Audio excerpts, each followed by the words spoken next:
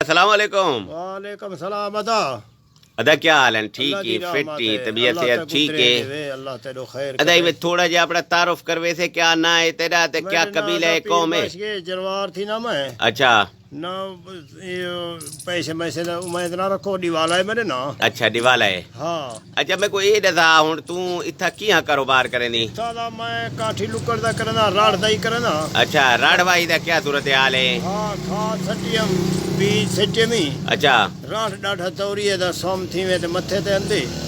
अच्छा उठी खड़े ते गिट्टे ते अंदे। अच्छा बाकी जमा बूटी वो भांजे। अच्छा उठियां को वेंदे तो वो हटदे नहीं, बकरियां वाले तो वेंदे तो वो नहीं हटदे हैं।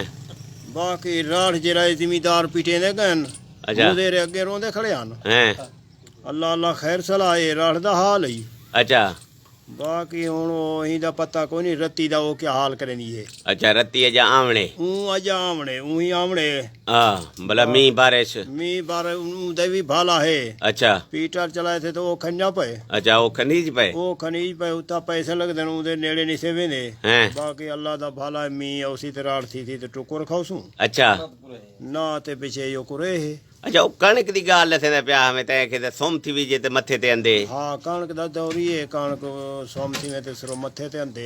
अच्छा उठी खड़े ते पीछे गिट्टे दे अंदे। अच्छा बाकी रत्ती इधरे है हाँ जवा इधरे है बूटी इधरे है। अच्छा कणक चंगी खायो खायो फसल ये सारा कुछ जरा ये कणक दे अंदर है। ये कणक दे अंदर है दा। अच्छा अल्लाह खैर करे जिमीदार। हुन क्या सूरत हाल है तू आदि कैसे थी सी? उमेन ते इधरे है दा। अच्छा अल्लाह करे थी यो वधी के उगले सू। अच्छा अच्छा हाँ उधार दाने गिनसू। अच्छा उधार दे गिनते उधार ते गिनसू दा भला कुछ झाड़े सू वड्डी बार ते। अच्छा बार रात दा भरे सू हां दे दा जरा फकीर फुकड़े अंदर जिमीदार अंदर। अच्छा अल्लाह खैर करे। अच्छा रात दा भरे थे बार रात दा भरे सूंदा। अच्छा भला दाने मकसद है घर सांभ रखते या मंडी ते हैं? दाने जेरे असली घर रखे सो हैं? कुड्डी मुड्डी जिमीदार के इकट्ठा कर रखे सो। अच्छा